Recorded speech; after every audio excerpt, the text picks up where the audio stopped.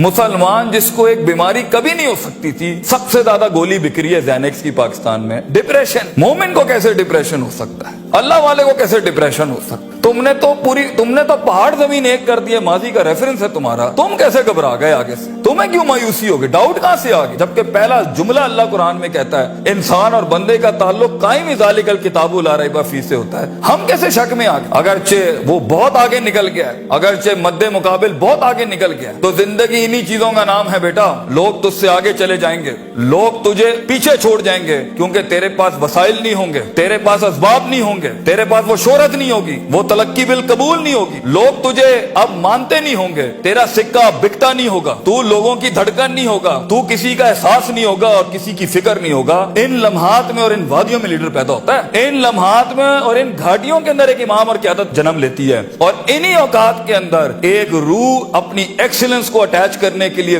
एक अहद उठाती है, एक अज़म बनाती है, एक कसद बनाता है, इरादा करता है, और उस इरादे को एक अमल की शक्ल इख्तियार करता है और अपनी जिंदगी के सारे रेफरेंसेस को माइनस करके एक नई तारीफ देता है अपने आप को। लेकिन अगर एक इंसान समझता है, एक गलत फहमी का शिकार है कि नहीं, जिंदगी को मैं जैसे चाहूं, जिस गलत तरीके से चाहूं, अपनी वैल्यूज को, अपने उसूल को, अपने जवाबित को, अपने कवायद को, अपने उसूलों को, इनको मैं बलि चढ़ा के, इनकी चीटिंग करके, किसी का हक मार के, किसी को नीचे लगा के, जिग जैगिंग करके अगर मैं निकल जाऊंगा तो तुक्के, महज इत्तेफाक, फ्लूक्स और कोइंसिडेंसेस, और इस तरह के 2 नंबर रास्ते बेटा कुछ अरसा तो चल सकते हैं। दुनिया के उस स्टेज के ऊपर जब मुकाबला होगा ना किसी सही वाले पट्टे के साथ, आप नहीं लड़ सकेंगे, आप नहीं उससे जीत सकेंगे।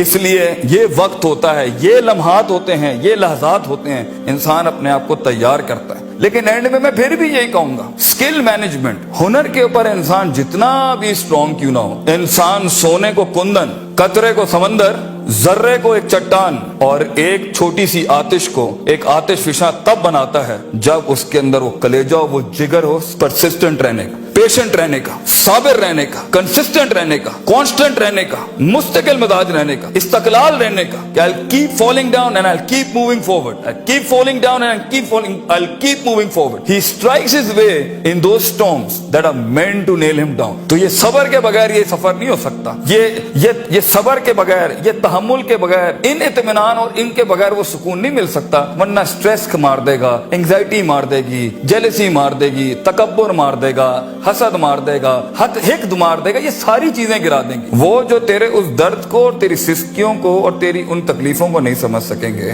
बेटा इसको सुकूत लाना अपने अंदर, मुंह को खामोशी दो और कलेजे को आवाज दो अपनी परफॉर्मेंस के साथ, अमल के साथ, कंसिस्टेंसी के साथ, तफक्कुर के साथ, तफक्कुर फिर शरा के साथ, अल्लाह के दीन में तफक्कुर, तफक्कुर फिर नास, लोगों के अंदर आप तफक्कुर करें, तफक्कुर फिल कौन, अल्लाह की कायनात में तफक्कुर करें, तदब्बुर करें, तज़क्कुर करें, नसीहतों के बाप गरम करें अपनी जिंदगियों में। मन